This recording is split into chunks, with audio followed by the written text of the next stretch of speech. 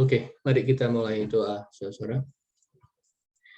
Kami bersyukur ya Bapa di surga, Engkau mengasihi kami dengan cinta yang abadi, yang tidak tergantung pada keadaan, tidak tergantung pada kondisi kami, tetapi bergantung dengan kokoh pada karakter-Mu sendiri, yaitu Allah yang penuh kasih.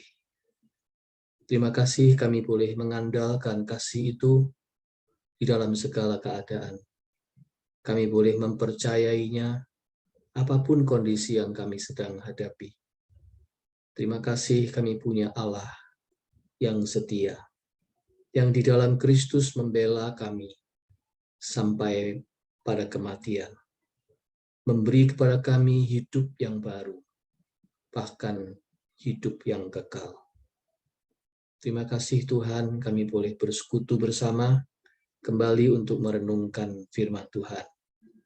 Hadirlah di dalam Roh Kudus-Mu, di dalam hati setiap kami, dan di tengah-tengah persekutuan ini, supaya kami dapat mengerti dan menanamkan kebenaran itu di dalam hati kami, menuntun langkah dan perjalanan hidup kami.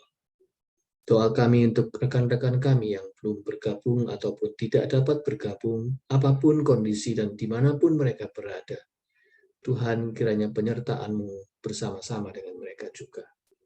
Terima kasih, kami naikkan doa kami dan mengawali Bible Study ini di dalam nama Tuhan Yesus.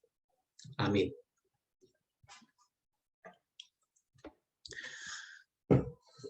Ya, kita akan melanjutkan dengan pertemuan yang ke-6 pada topik Life After Death ini.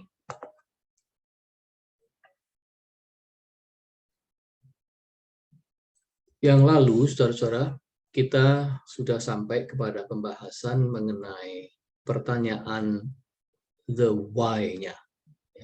Mengapa? Mengapa kita ini di tengah-tengah dunia yang sekuler, di tengah-tengah dunia yang makin banyak juga orang yang tidak peduli pada eternity, bahkan dunia materialisme yang sangat mempercayai manusia hanyalah materi belaka. Kita masih mempercayai eternity, sesuatu yang tidak bisa dibuktikan, tidak bisa dilihat, tidak kasat mata, dan seterusnya. Pertanyaan why itu sudah kita coba jawab dari berbagai macam sisi, dari berbagai macam dimensi, dengan berlandaskan kepada dua pendekatan, yaitu biblical dan critical. Alasan yang alkitabiah dan alasan yang bisa kita terima secara common sense.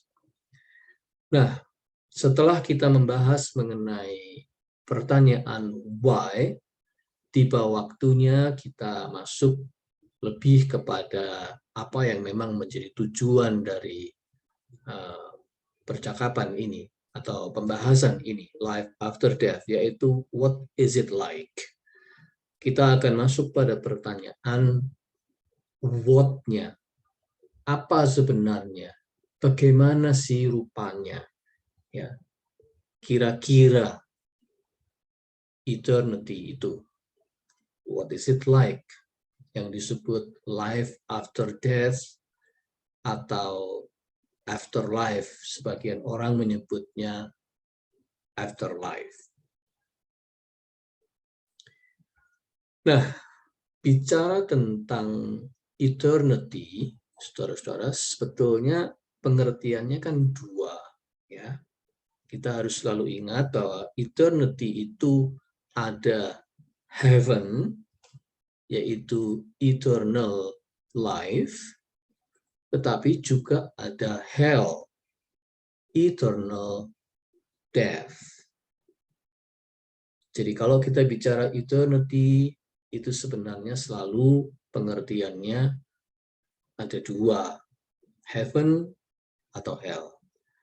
Nah, untuk hell atau eternal death, kita akan sisihkan nanti pada session tersendiri, kita membahasnya secara khusus juga.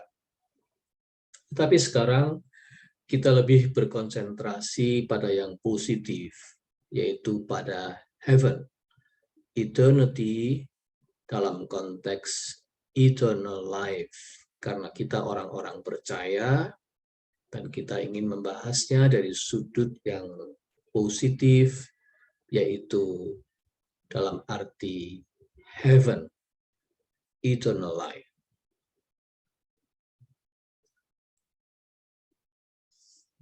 Sekarang kembali kita pada pertanyaan dulu. Ya.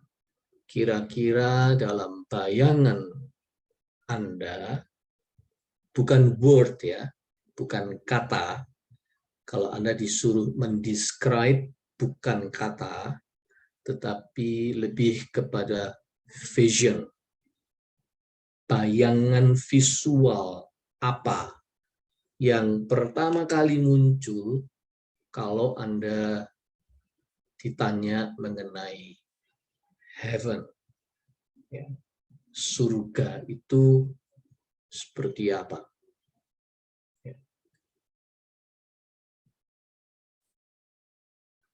Masing-masing bisa mencoba membayangkan, memvisualisasikan kira-kira apa yang menjadi bayangan Anda kalau Anda membayangkan tentang heaven atau surga.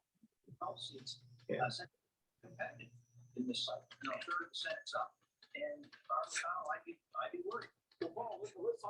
Taman Firdaus. Taman Firdaus. Oke. Bayangannya seperti apa, Bu Siska? Karena Taman Firdaus semua orang tahu istilahnya taman itu, tapi bayangannya seperti apa? Nah, ini sekarang bayangan Bu Siska tentu saja. Ya. Ya, indah, mulia, dan sukacita karena di sana bersama Tuhan Yesus. Oke.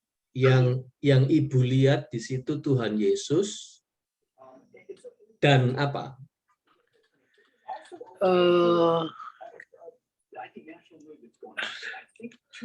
Ya, kita merasa ini ya, damai dan apa tuh, membayangkan keindahan di sana tuh luar biasa dan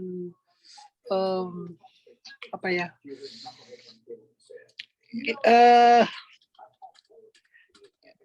lega gitu ada di tengah-tengah taman itu.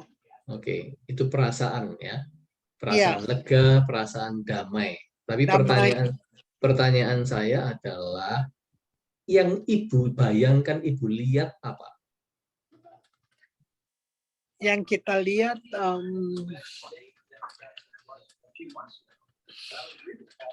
ya hidup selain tadi Tuhan Yesus gitu ya, selain tadi Tuhan Yesus, yang selain itu apa yang Ibu bayangkan ini ya, Ibu lihat di situ? Ya, saya hanya membayangkan dalam ini saya tuh kalau datang ke sana itu betapa sukacitanya ya di ini sana. Mungkin ketemu dengan kita punya keluarga atau teman atau siapa yang saya ingin, saya kangen dan saya rindu, dan itu tuh pertemuan yang membawa kebahagiaan yang tidak ada bandingannya. Oke, berarti juga melihat orang-orang yang kita cintai yang lebih dahulu meninggalkan kita, gitu ya? Iya. Iya. Oke, terima kasih Bu Siska. Apakah ada yang lain? Apa yang Anda bayangkan secara visual tentang heaven? Tadi Ibu Siska Taman Firdaus.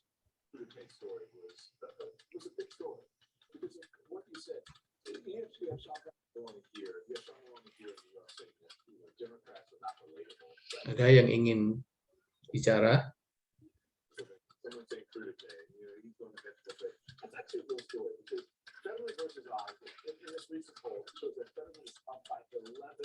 Atau tidak pernah membayangkan? Atau tidak berani membayangkan? Kita bisa melihat Kristus, Pak Bibi. Melihat Kristus, oke. Selain itu?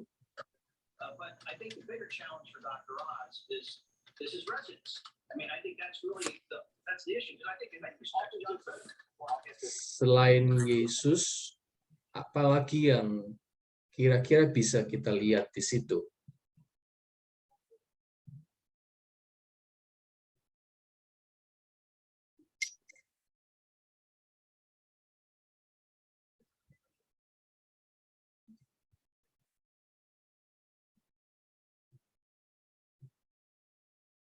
Kalau taman berarti ada bunga tidak, saudara-saudara? Itu bunga yang di belakangnya Ibu Esther itu kira-kira bisa terlihat enggak di sana? Bisa, gitu. Pemandangan yang bagus sekali yang di bumi itu jauh lebih bagus dari yang ada di bumi yang kita pernah lihat. Pemandangan alam ya, Bu Winnie ya. Alam. Iya. Ya, nanti kita akan coba bicarakan lagi saudara satu demi satu. Sekarang hanya sebagai sebuah rangsangan untuk kita memikirkan dan membayangkan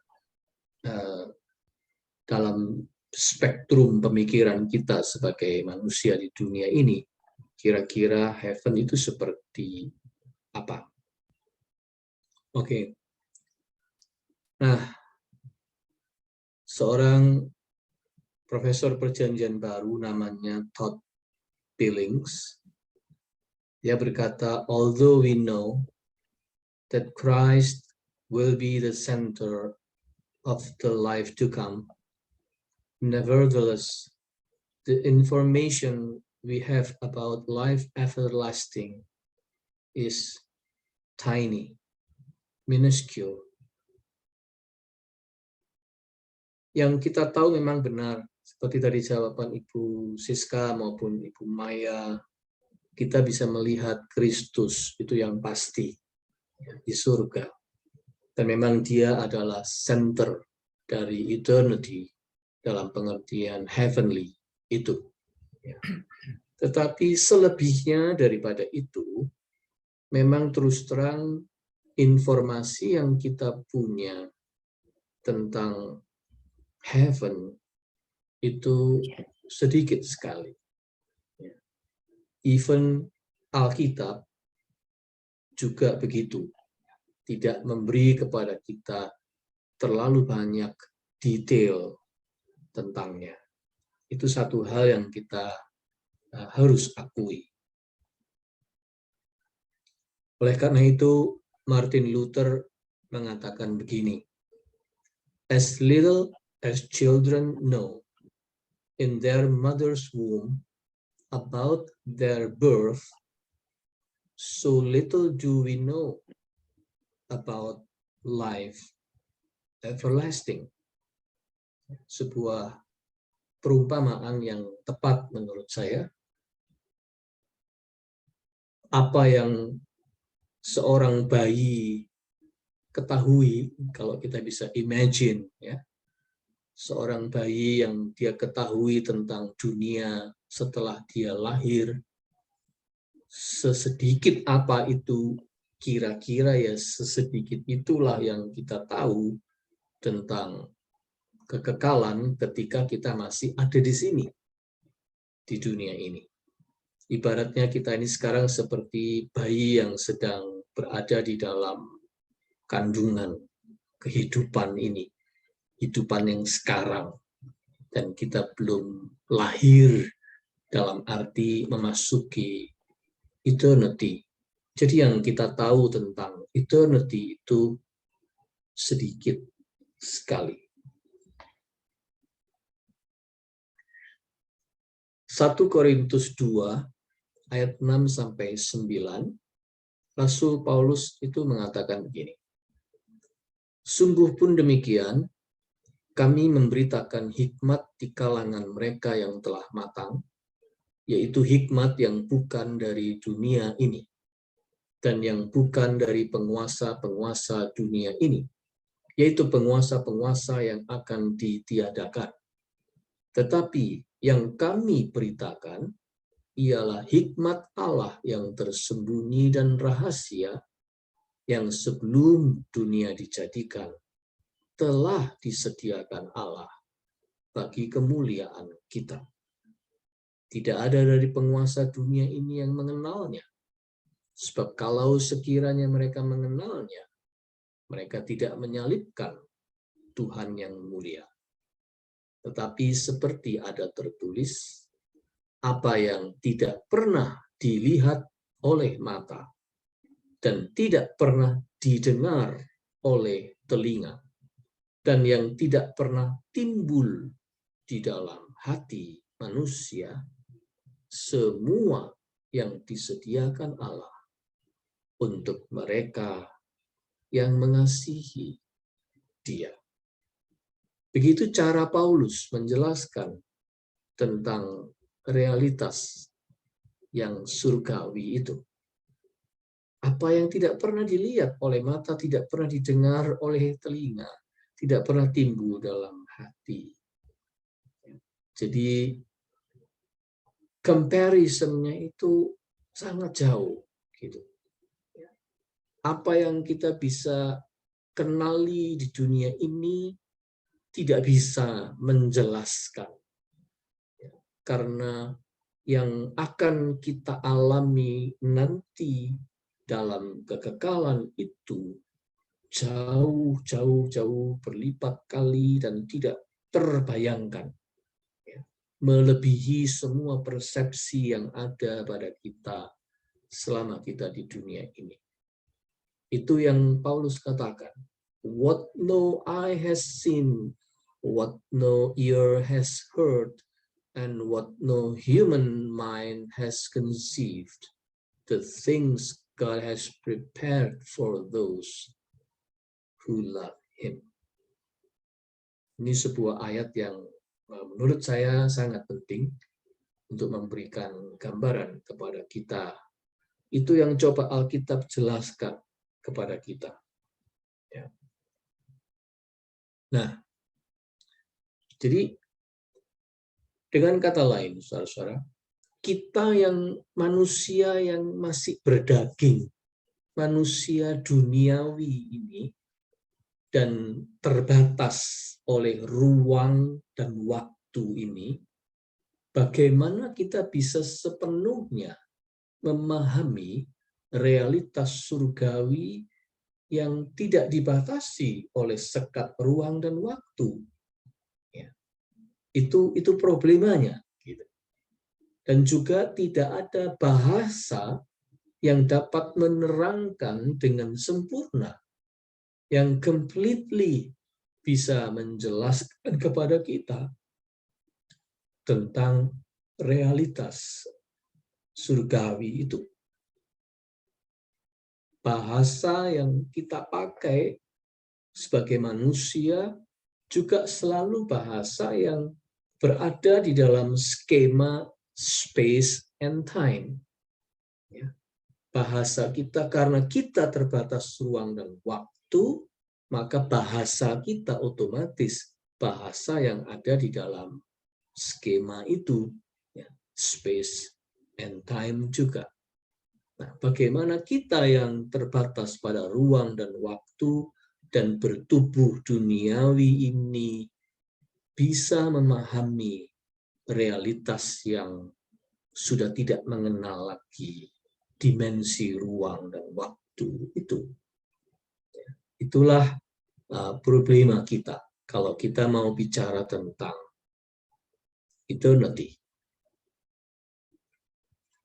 Oleh karena itu, kan kita hanya mengandalkan Alkitab ya sebagai sebuah revelation, sebagai sebuah pernyataan dari Tuhan sendiri yang memberitahu kita, karena suara dari Tuhan itu suara dari dunia sana, ya, yang ingin menyampaikan kepada kita di sini revelation. Itu sebabnya kita sudah membicarakan piramid-piramid yang tempo hari saya sudah jelaskan itu. Nah, bahasa revelation yang dipakai oleh Tuhan melalui Alkitab itu ada dua. Yang pertama, bahasa negasi, yaitu bahasa yang menggambarkan secara negasi, bertentangan, yang negatif, apa yang tidak ada di situ. Jadi untuk menjelaskan mengenai realitas surgawi itu, Alkitab menggunakan bahasa negasi, apa yang tidak ada di situ. Yang kedua, Alkitab memakai bahasa metafora, yaitu bahasa yang meminjam istilah tertentu untuk dibandingkan kira-kira seperti apa, supaya bisa ditangkap gagasannya apa. Jadi untuk menjelaskan sesuatu yang sukar dijelaskan, metafora itu bahasa yang menolong kita. Metafora itu meminjam istilah untuk membandingkan kira-kira seperti itu. Kira-kira. Tidak ada yang bisa memastikan, tidak ada yang bisa mendescribe dengan tepat, tetapi metafor itu menolong daripada tidak bisa diterangkan sama sekali. Ya, itu maksudnya. Dan itu sebabnya ada dua pendekatan itu yang kita sadari dipakai oleh Alkitab demi membuat kita lebih mengerti. Contoh dari negasi itu adalah seperti yang tertulis di Wahyu 21 ayat 4. Dan ia akan menghapus segala air mata dari mata mereka, dan maut tidak akan ada lagi, tidak akan ada lagi perkabungan, atau ratap tangis, atau duka cita, sebab segala sesuatu yang lama itu telah berlalu. Eugene Peterson dalam Alkitab The Message membahasakan, he will wipe every tear from their eyes. Death is gone for good. Tears gone. Crying gone. Pain gone. All the first order of things gone. Kalau bahasa Indonesia menjelaskan tidak ada lagi. Yang tidak ada adalah kematian, perkabungan, ratap tangis, duka cita. Tidak ada lagi. Jadi kalau mau tahu kira-kira heaven itu seperti apa, Alkitab mencoba menjelaskan yang tidak ada di situ adalah ini. Itu pendekatan negasi. Yang kedua adalah metafora. Metafora itu meminjam istilah macam-macam. Ini hanya sebagai contoh. Yang pertama, metafora rumah. Janganlah gelisah hatimu, percayalah kepada Allah, percayalah juga kepadaku. Di rumah Bapakku banyak tempat tinggal. Jika tidak demikian, tentu aku mengatakannya kepadamu. Sebab aku pergi ke situ untuk menyediakan tempat bagimu di rumah Bapakku.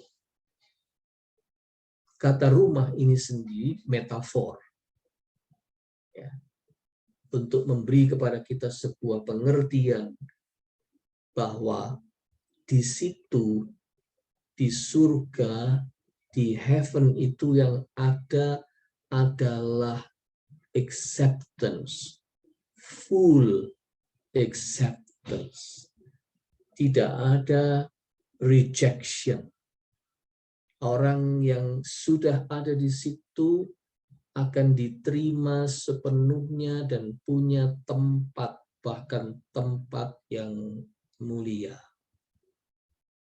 Apa tempat yang mulia dan apa itu penerimaan, acceptance yang sepenuhnya, dan segala sesuatu yang ada di dalam dimensi itu digambarkan dengan metafora rumah. Supaya orang mengerti kira-kira seperti apa.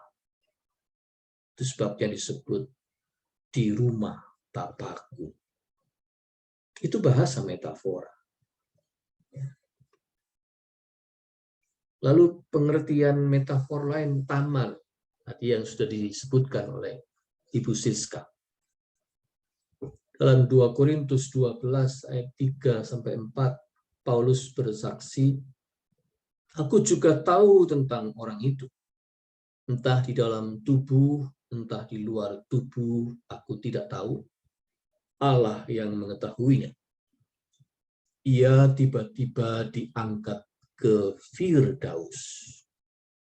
Dan ia mendengar kata-kata yang tak terkatakan, yang tidak boleh diucapkan manusia. Saya pernah mengutip ayat ini dan menjelaskan waktu itu pengertian areta remata, bahasa Yunani yang dipakai Paulus di sini, yaitu kata-kata yang tak terucapkan. Dia mendengar kata-kata, tapi kata-kata itu tak terucapkan, ya, karena saking luar biasanya. Tapi Paulus menyebutkan di situ, aku diangkat ke Firdaus. Tentu saja pengertiannya orang tahu itu adalah taman. Sebuah taman. Taman Firdaus. Yang mengingatkan orang tentang taman ketika pertama kali manusia ditempatkan Allah di sana. Taman. Untuk menggambarkan, mungkin memang benar menggambarkan keindahan, menggambarkan kesuburan, menggambarkan ketertiban, menggambarkan apa saja, karena sebenarnya kita tidak bisa membayangkan itu lepas dari konsep tempat. Padahal ini melebihi tempat, tetapi harus dijelaskan pakai pengertian manusia. Oleh sebab itu, metafor yang dipakai adalah taman.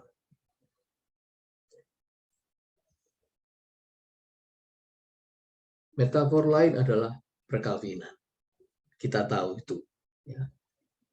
Wahyu 21 ayat 9. Maka datanglah seorang dari ketujuh malaikat yang memegang ketujuh cawan yang penuh dengan ketujuh malapetaka terakhir itu. Lalu ia berkata kepadaku, katanya, marilah ke sini. Aku akan menunjukkan kepadamu pengantin perempuan mempelai anak domba. Lalu nanti dijelaskan selanjutnya tentang Yerusalem yang baru, kota yang kudus, ya, dan seterusnya. Jadi metaforanya ganti-ganti, ya. Tetapi ada metafora inti, yaitu bahwa kelak akan ada perkawinan, ada jamuan, perjamuan kawin anak domba, ada Kristus mempelai pria, dan ada gereja umatnya mempelai wanita, dan seterusnya. Dan ada suasana pesta besar dalam perkawinan itu. Itu juga sebuah metafor untuk menggambarkan puncak dari semua sukacita, menggambarkan sebuah kemenangan yang gilang gemilang, menggambarkan sebuah sukacita yang tidak terkatakan, dan seterusnya. Maka dipakailah gambaran pesta perkawinan dan untuk menggambarkan perjumpaan cinta kasih yang paling ultimate di situ. Itu untuk menjelaskan tentang heaven. Tetapi yang paling bisa menolong adalah metafora. Karena dimensinya terlalu banyak untuk menjelaskan heaven itu seperti apa. Tidak ada definisi satu kata atau satu kalimat selesai. Tidak ada. Untuk menjelaskan heaven itu ada begitu banyak jutaan multifaset yang menjelaskannya. Oleh karena itu, Alkitab memilih metafor untuk membuat pengertiannya tertangkap oleh kita. Nah, sebelum kita berlanjut, mari kita mencoba menjernihkan dulu beberapa kerancuan atau kebingungan yang sering muncul. Entah diakui atau tidak, memang seringkali ada muncul kebingungan atau kerancuan tentang pengertian surga ini atau heaven ini. Heaven ini sebenarnya di mana? Memang pertanyaan di mana ini sendiri pun pertanyaan space, ya. Tetapi tetap kita hanya bisa memahaminya sekarang dengan pertanyaan itu sebenarnya di mana? Di atas sana seringkali seperti yang dibayangkan orang, ataukah di sini? Itu salah satu dari banyak kerancuan dan kebingungan yang ada yang sering muncul tentang heaven ini. Oleh karena itu, saya mau mengajak kita untuk mengadop pengertian yang sangat penting dari Profesor Scott McKnight, PhD, yang dia adalah seorang profesor teologi, dia pakar perjanjian baru dan sejarah kekristenan, dan juga dia penulis buku Kristen yang bermutu, dan juga blogger Kristen yang sangat bonafit, yaitu Jesus Creed. Jadi kalau sewaktu-waktu Anda punya waktu, mau masuk di internet, mencari blognya Scott McKnight, itu namanya Jesus Creed. Itu banyak informasi, banyak artikel yang bagus yang diusung oleh blog ini. Itu punyanya Scott McKnight, itu bonafit. Nah, dia menulis salah satu bukunya dia yang sangat terkenal, itu adalah The Heaven Promise. The Heaven Promise itu menjelaskan banyak dimensi pertanyaan-pertanyaan tentang surga. Nah, menurut Scott McKnight, ada dua fase, two phases of heaven. Ya, ada dua fase dari surga. Itu yang harus kita ketahui untuk menjernihkan pengertian kita. Fase yang pertama, itu yang dia sebut sebagai the present heaven. Ya, the present heaven. Saya beri tanda kutip karena present itu dimensi waktu sebetulnya. Ya. Padahal surga itu sudah beyond time and beyond space. Tapi ya tidak bisa tidak, kita memang harus membahasakan dengan bahasa kita yang terbatas pada ruang dan waktu. Oleh sebab itu disebut sebagai istilahnya the present heaven, yaitu seperti yang dikatakan dalam Lukas 23 ayat 43, ketika Yesus di kayu salib mengucapkan janji kepada penjahat yang bertobat, dia berkata, Jesus answered him, truly I tell you, today you will be with me in paradise. Hari ini kamu bersama dengan aku di dalam Firdaus. Firdaus inilah yang disebut sebagai present heaven. Satu tempat yang mana kalau orang itu meninggal, dia ada di situ. Janji Tuhan Yesus kepada penjahat yang di kayu salib itu. Today, you will be with me in paradise. Pengertian yang kedua, fase yang berikutnya adalah the new heaven and earth. Seperti yang dikatakan di kitab Wahyu 21 ayat 1 dan 2. Then I saw a new heaven and a new earth. For the first heaven and the first earth had passed away, and there was no longer any sea.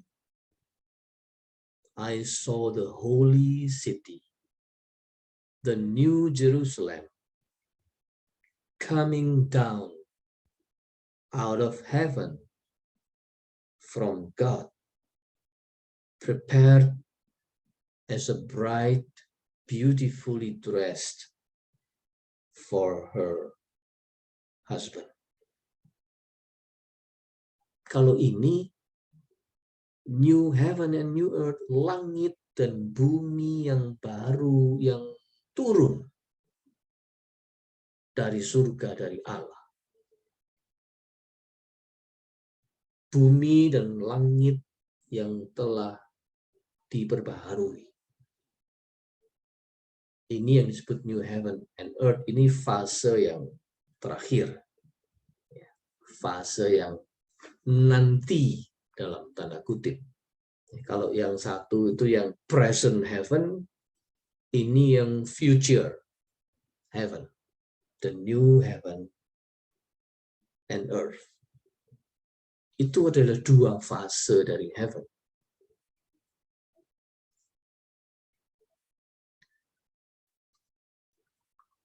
Yang present, yang present heaven ini,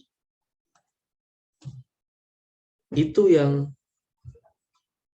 dialami segera sesudah kematian jasmani.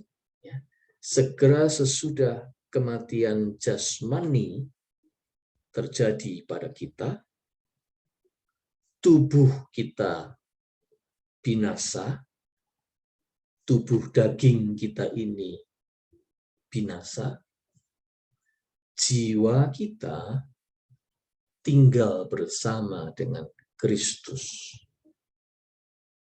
Dan present heaven ini unseen. Kita nggak melihatnya dengan indera mata kita. Di mana itu? Kita nggak bisa menangkapnya dengan panca indera. Secara metafor, kita hanya bisa mengatakan di atas. Ya, sekalipun tentu saja pengertian di atas ini, kalau pengertian benar pakai pengertian geografis atas bawahnya manusia, ya tidak sama. Ya. Kita yang di Amerika bilang atas itu ke sana, untuk mereka yang ada di bagian bumi yang sebaliknya dari kita, atasnya justru bawahnya kita. Gitu, ya. Jadi pengertian atas ini pun tanda petik. Ya. Tapi yang pasti the present heaven ini terjadi segera sesudah kematian jasmani. Ketika tubuh kita binasa, maka jiwa kita tinggal bersama Kristus di Firdaus yang tadi disebutkan. Dan ini unseen. Itulah present heaven. Yang kedua adalah the new heaven and earth. Itu terjadi pada akhir zaman. Ketika jiwa yang tadi tinggal bersama Kristus yang nggak punya tubuh karena tubuhnya udah binasa, jiwa itu diberi tubuh baru. Itu yang disebut sebagai kebangkitan tubuh atau kebangkitan daging atau kebangkitan orang mati dalam bahasa pengakuan iman rasuli kita itu. Ya, kebangkitan tubuh. Itu terjadi ketika kebangkitan tubuh terjadi, akhir zaman terjadi, dan langit dan bumi baru datang. Dan itu visible. Pada waktu itu, segalanya menjadi visible, karena semua punya fisik lagi. Walaupun fisiknya baru, dengan quality yang berbeda, tetapi punya badan lagi. Oleh karena itu, segala sesuatunya menjadi visible. Tapi itu nanti. Istilahnya future heaven. Itu dua fase yang harus jelas di dalam pemikiran kita kalau kita bicara tentang heaven, dan itu penting sekali. Jadi dari 1 ke 2, fase 1 ke fase 2, dari yang present ke arah yang future.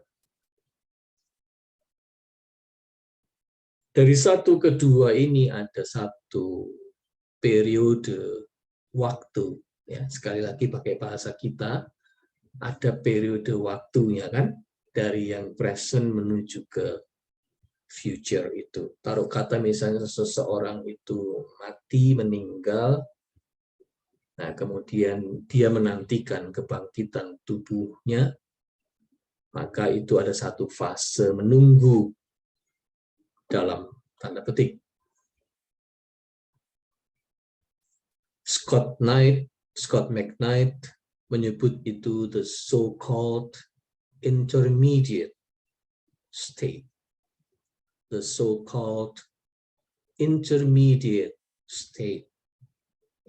Ya, dia pakai kata so-called karena ya, ini sebuah istilah yang sekali lagi meminjam, ya, untuk membuat dia menjadi lebih bisa ditangkap pengertian. Tapi istilah ini sebenarnya tidak bisa precisely menjelaskan. Oleh karena itu dia bilang the so-called. Tapi oke lah, kita terima istilah ini untuk menolong pengertian kita.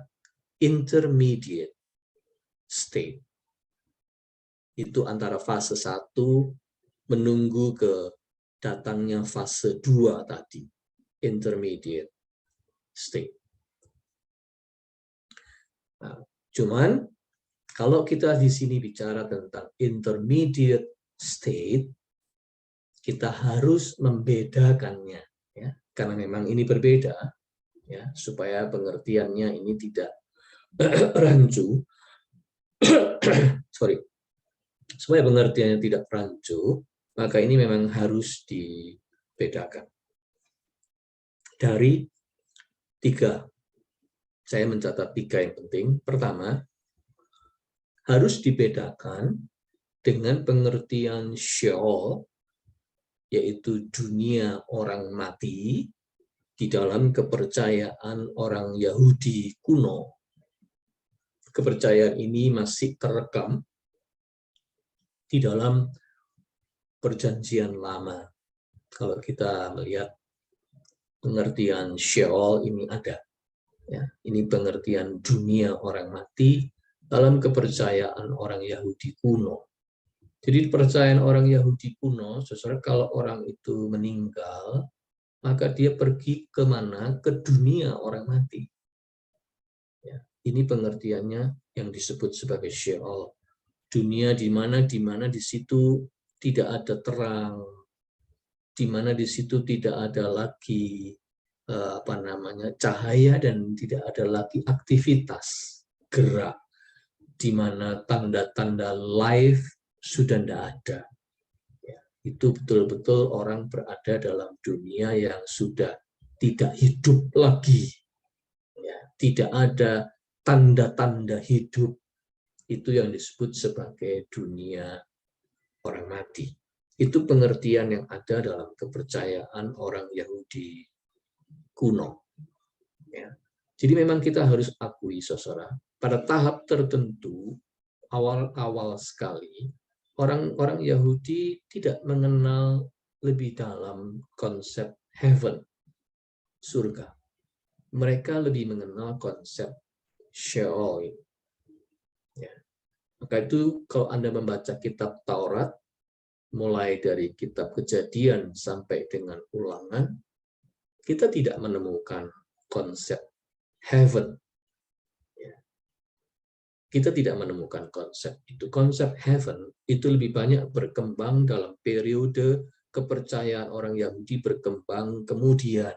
Ketika sudah mulai muncul kitab-kitab, saya pernah menjelaskan kan, 5 kitab Taurat itu kitab pertama dalam komposisi Perjanjian Lama, lalu ada kitab nabi-nabi yang namanya Nebiim, dan kemudian ada kitab-kitab yang lain lagi, sastra, puisi, hikmat, Mazmur, dan sebagainya, itu masuk dalam kitab Ketubim. Ya.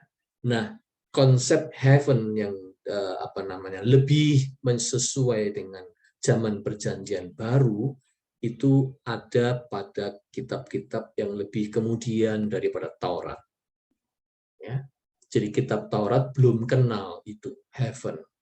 Tetapi perkembangan kemudian kepercayaan orang Yahudi baru berkembang pelan-pelan mendekati sampai nanti pada disempurnakan pada zaman Perjanjian Baru. Ya. Oleh karena itu, orang Yahudi dalam kelompok Saduki, Anda tahu itu ya, ada orang Farisi, ada orang Saduki, ada orang Eseni, ya. Orang golongan Saduki itu golongan yang disebut tidak percaya kepada kebangkitan orang mati. Mengapa? Karena mereka itu cuma mempercayai kitab Taurat. Mereka tidak melihat kitab-kitab Nebiim dan Ketubim. Nah, karena mereka hanya berpegang pada kitab Taurat, mereka tidak mengenal konsep surga. Oleh sebab itu mereka menolak pengertian kebangkitan orang mati. Itu yang membuat mereka berbeda dengan kelompok Farisi misalnya. Nanti kita suatu saat akan membicarakan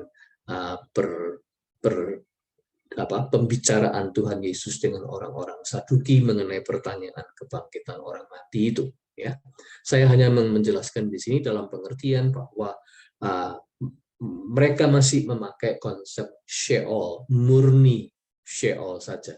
Jadi kalau orang mati ya masuk dunia orang mati, that's it. Gitu. Mereka tidak melihat ada lagi prospek untuk kebangkitan orang mati, surga yang selanjutnya dan seterusnya, enggak. Ya, pengertian mereka itu hanya Sheol. Nah, tetapi pengertian ini tidak boleh kita samakan dengan intermediate state tadi. Ya, ini pengertian yang berbeda. Karena kalau intermediate state tadi, orang itu meninggal, dia masuk langsung kepada heaven, the present heaven. Tapi kalau Sheol tidak mengenal konsep heaven, dia menjelaskan masuk ke dunia orang mati. Ya, itu beda. Yang kedua, ini beda juga dari paham api penyucian atau purgatori dari ajaran gereja Roma Katolik. Ya. Suatu saat kita akan membahas mengenai topik purgatori ini dengan lebih menyeluruh, ya, supaya kita bisa melihatnya dalam kacamata yang lebih utuh, lebih menyeluruh. Tetapi saya di sini hanya menyinggung untuk menjelaskan bahwa intermediate state yang kita bicarakan sekarang ini berbeda, ya, tidak sama dengan faham api penyucian atau purgatori dari ajaran Roma Katolik itu. Karena pengertian purgatori itu juga satu tempat tersendiri, jadi bukan sorga, belum sorga. Jadi dipahami bahwa kalau orang meninggal itu sebelum sampai ke sorga, dia harus lewat ini dulu, ya, purgatori ini, api penyucian ini. Nah, nanti penjelasan berikutnya mengapa begitu, penjelasan dan faham ini, mengapa gereja Katolik menjelaskan tentang hal ini, kita akan bicarakan nanti dalam kesempatan lain ketika kita mencoba mengkhususkan untuk membahas ini secara lebih utuh, untuk melihatnya lebih utuh.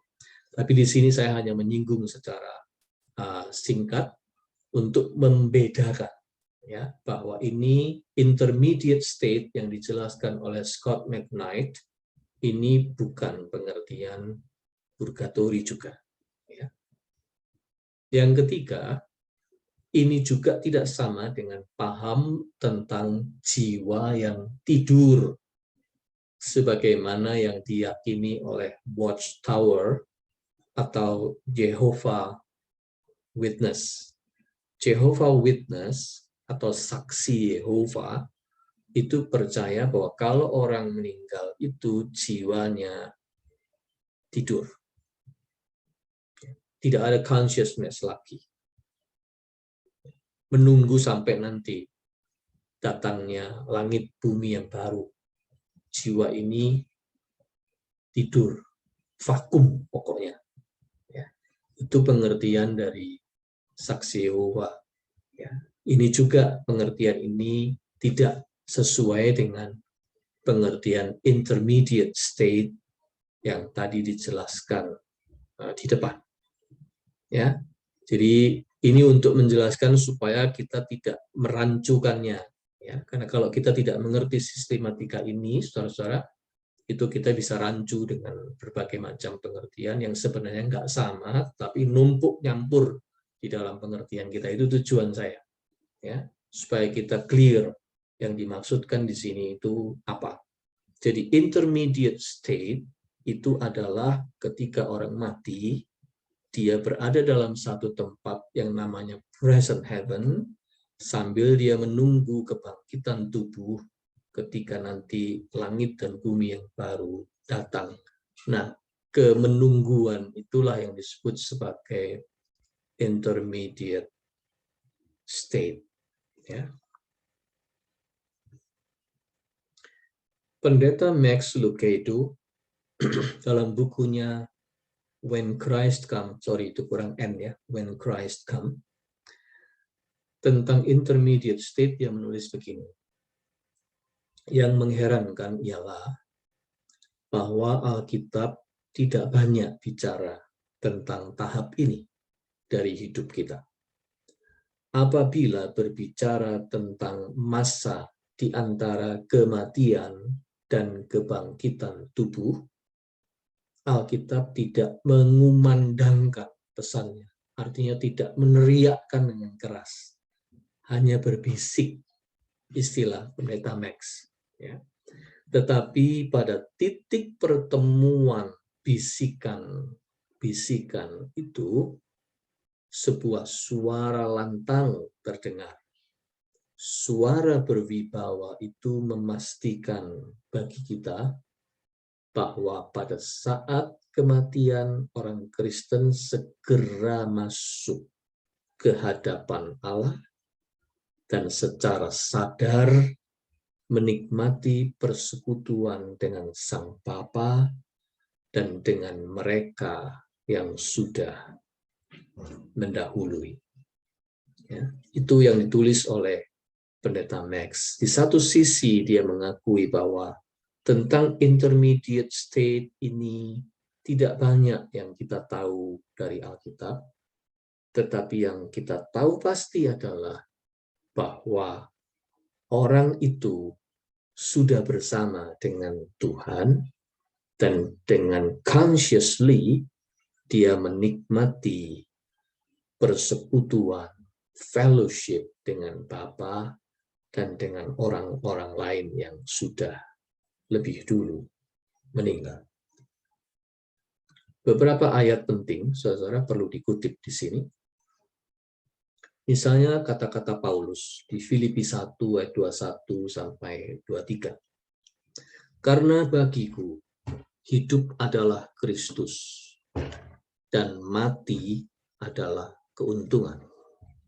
Tetapi jika aku harus hidup di dunia ini, itu berarti bagiku bekerja memberi buah.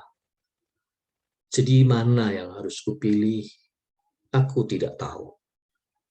Aku didesak dari dua pihak. Aku ingin pergi. Pergi di sini dalam pengertian mati, ya. Dan diam bersama-sama dengan Kristus. Itu memang jauh lebih baik. Tapi selanjutnya nanti Paulus juga bilang, tapi lebih perlu supaya aku berbuah, ya, dia masih hidup dan seterusnya, ya.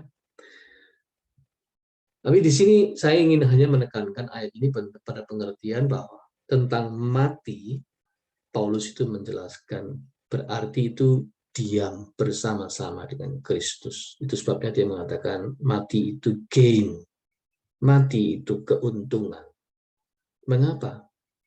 Karena kita diam bersama-sama dengan Kristus. Ya. Selanjutnya di 2 Korintus 5 ayat 6 sampai 8 Paulus menulis begini. Maka oleh karena itu hati kami senantiasa tabah meskipun kami sadar bahwa selama kami mendiami tubuh ini kami masih jauh dari Tuhan. Sebab hidup kami ini adalah hidup karena percaya bukan karena melihat. Tetapi hati kami tabah dan terlebih suka kami beralih dari tubuh ini untuk menetap pada Tuhan. Ya, ini pergumulan Paulus di tengah-tengah begitu banyak challenge yang dia alami dalam pelayanannya, termasuk deraan-deraan terhadap fisiknya. Kalau mau dibilang, ya, istilahnya Paulus, kalau mau dibilang boleh milih, Paulus lebih memilih dia mati, sebab itu berarti tubuhnya pindah menetap pada Tuhan. Atau kalau tadi pakai bahasa surat Filipi, diam bersama dengan Kristus. Tapi Paulus tahu masih perlu dia berada di dunia ini untuk melakukan sesuatu, ya dia rela melakukan itu di dalam hidupnya. Ya. Tapi kalau mau dibilang mengenai kematian, Paulus enggak takut pada kematian sama sekali. Dan dia berkata kematian itu justru untung karena kematian itu membawa dia dekat. Dalam arti yang sebenar-benarnya, boleh tinggal seterusnya bersama dengan Tuhan. Itu ayat yang berikut. Satu lagi, saudara, Kisah Para Rasul 7, ayat 56, itu tentang Stefanus. Anda tahu Stefanus dirajam, ya, dilempari batu ketika dia bersaksi tentang Yesus Kristus. Tetapi Stefanus yang penuh dengan Roh Kudus menatap ke langit, lalu melihat kemuliaan Allah dan Yesus berdiri di sebelah kanan Allah. Lalu katanya, sungguh aku melihat langit terbuka dan anak manusia berdiri di sebelah kanan Allah. Look, I see the heavens opened and the Son of Man standing in the place of honor at God's right hand. Jadi pada waktu menjelang kematiannya, Stefanus sudah bisa melihat surga, di mana di situ ada Kristus yang siap menyambut dia.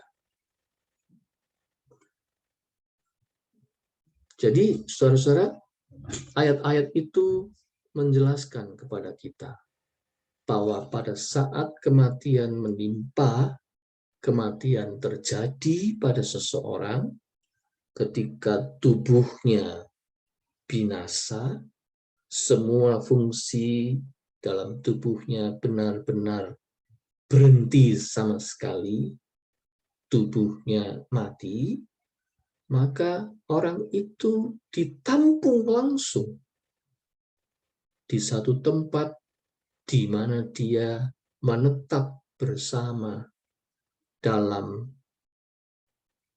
persekutuan yang kekal dengan Tuhan. Itu yang disebut Firdaus. Itu yang disebut sebagai heaven. Tapi pengertian heaven dalam pengertian present heaven yang unseen, ya, dalam dua fase yang dijelaskan oleh Scott McKnight tadi. Jadi the present heaven itu segera sesudah kematian jasmani, ketika tubuh seseorang binasa, maka jiwanya tinggal bersama Kristus. Unseen dari kita yang ada di sini. Sedangkan nanti the future heaven, itu the new heaven and earth terjadi ketika akhir zaman, ketika jiwa itu sudah diberi tubuh yang baru karena ada kebangkitan tubuh, dan langit bumi yang baru sudah tercipta, dan semuanya menjadi visible lagi. Nah, fase ini 1 menuju 2 inilah yang disebut sebagai intermediate state itu. Alkitab tak banyak bicara tentangnya, tapi yang jelas, yang lantang dibicarakan adalah orang itu sudah bersama-sama dengan Yesus. Ya, itu saudara-saudara penjelasan yang sangat dasar dulu, ya, tentu saja, supaya kita punya frame berpikir yang benar tentang heaven itu. Ya. Nanti berikutnya kita akan masuk pada case-case pertanyaan-pertanyaan yang lebih detail, yang sering mengganggu pemikiran kita. Kita mencoba mendik lebih dalam, menggali lebih dalam untuk melihat kemungkinan bisa mendapatkan jawabannya. Sekalipun semua jawaban apapun kita tahu itu pasti terbatas, gitu ya. Tapi ya ini namanya sebuah upaya digging lebih dalam, ya nggak apa-apa. Ya, kita mencoba melihat asal tetap berada dalam skema biblical dan critical. Ya. Oke, saya berhenti sampai di sini untuk sesi malam ini. Semoga penjelasan tentang heaven ini dalam pengertian two phases ini lebih konkret menjelaskan kepada kita.